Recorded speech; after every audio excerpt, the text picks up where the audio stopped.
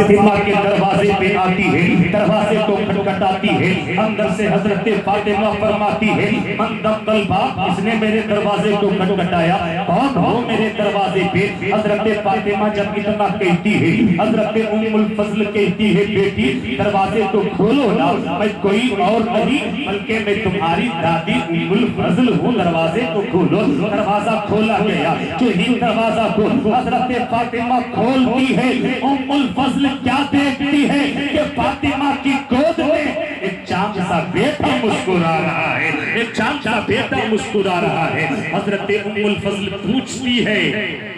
کہ شہزادی فاطمہ یہ بچہ آیا کہاں سے؟ یہ بچہ تو نے پایا کہاں سے؟ حضرت فاطمہ فرماتی ہے کہ اے میری دادی جان، مجھے کچھ بھی پتہ نہیں، مجھے کچھ بھی خبر نہیں، بس میری آنکھیں بند ہوئی،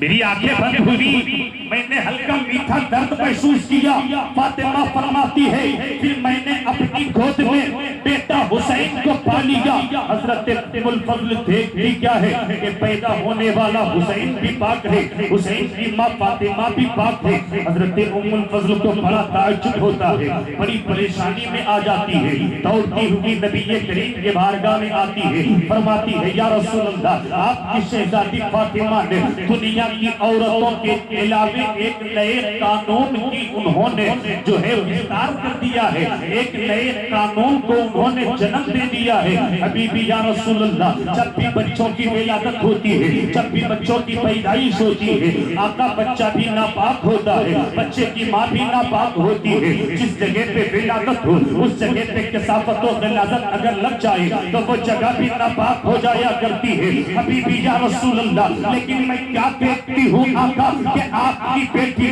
آپ کی شہزادی فاطمہ بھی پاک ہے، آپ کا شہزادہ حسین بھی پاک ہے۔ حبیبی یا رسول اللہ، یہ فلسفہ کیا ہے، یہ معمہ کیا ہے؟ حضرت ام الفضل جب میرے آقا سے اتنا کہتے ہی کہتی ہے، نبی یہ کونین فرماتے ہیں کہ اے میری چچی جان سن لیں، وہ جا کر کے زمانے کے لوگوں کو بتا دیں کہ جس طرح سے میں محمد پاک ہوں، جس طرح سے میں محمد پاک ہوں، ویسے ہی میری شہزادی فاطمہ بھی پاک ہے، میرا شہزادہ حسین بھی پاک ہے۔ اب یہی پہ رک کر کے بریلی کے اعلیٰ حضرت نے ہمارے ایمان اور عقیدے کی پختگی کے لیے، ہمارے ایمان اور عقیدے کو مضبوط کرنے کے لیے بریلی کے رضا نے کیا ہی خوف فرمایا ہے کہ تیری نسل پاک میں ہے، تیری نسل پاک میں ہے، بچہ بچہ نور کا، تو ہے عین نور تیرا سب گھرانہ نور کا، تو ہے عین نور تیرا سب گھرانہ نور کا۔ میرے مصطفیٰ کریم کے شہزادے حسین کی ولادت ہو گئی، حسین کی ولادت ہوئی، حسین کی پیدائش ہو گئی۔ سب سے پہلے حضرت ام الفضل کی گود میں حسین کو دیا گیا،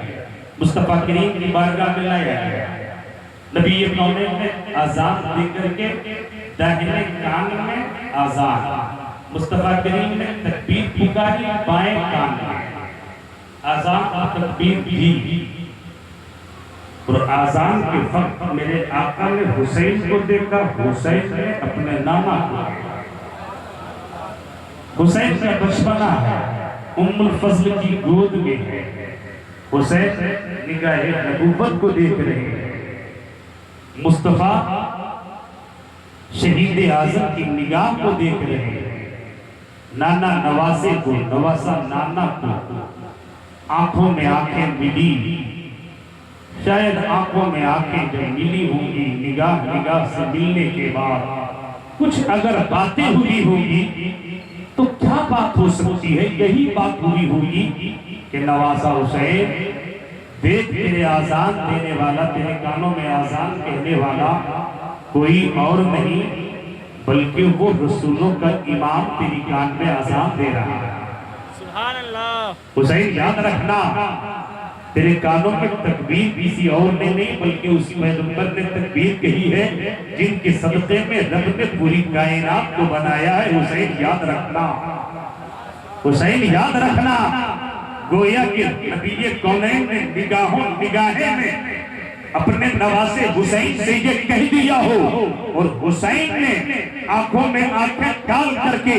آنکھوں سے یہ گفتگو کر لیا ہو، میرے مصطفیٰ سے یہ کہہ دیا ہو کہ یا رسول اللہ، اے میرے نانا، اگر آج آپ نے میرے کانوں میں آزاد دیا ہے تو یہ کان بھی حسین کے ہیں، یہ دل بھی حسین کا ہے، یہ دماغ بھی حسین کا ہے۔ اے میرے نانا، آج آپ نے میرے کانوں میں آزاد دیا ہے، اگر ضرورت پڑ جائے گی تو یہ حسین قرآن کو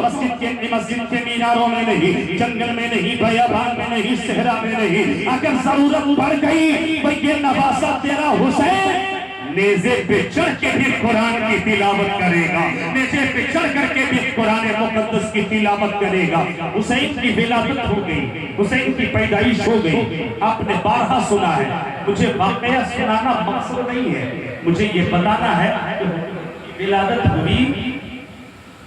آپ نے بارہا امام صاحب سے ہر سال آپ کو جلسہ کراتے ہیں، کسی نہ کسی خطیب سے، کسی نہ کسی واعظ سے، کسی نہ کسی اسپیکر سے آپ نے یہ سن رکھا ہوگا کہ مصطفیٰ کریم کے ایک گود میں حضرت ابراہیم، دوسری گود میں امام حسین۔ آپ نے سنا ہے، دونوں کو لے کر کے میرے مصطفیٰ بیٹھے ہوئے تھے، اسی بیٹھنے کے عالم میں جبرائیل امین تشریف لاتے ہیں۔ بالکل میں لے کے جا رہا ہوں کربلا، کربلا پہنچنے والے ہیں، ذرا کربلا کے بہتروں کے نام پہ آپ بول دینا یا حسین، یا حسین، بڑی تیزی کے ساتھ اور بڑی آسانی کے ساتھ، بغیر کسی کرائے کے، بغیر کسی ٹکٹ کے، بغیر کسی فلائٹ کے، بغیر کسی جہاز کے، میں آپ کو تصورات کی دنیا میں آپ کو کربلا لے کے چل رہا ہوں۔ بس تھوڑی دیر توجہ رکھیں۔ ایک طرف گود میں حضرت ابراہیم نبی کا بیٹا، دوسری طرف گود میں حسین نبی کا نواسا بیٹھے ہوئے ہیں مصطفیٰ کریم۔ جبرائیل تشریف لاتے ہیں، فرماتے ہیں یا رسول اللہ، یا تو آپ کی گود میں آپ کا بیٹا رہے گا یا تو آپ کے حسین رہیں گے۔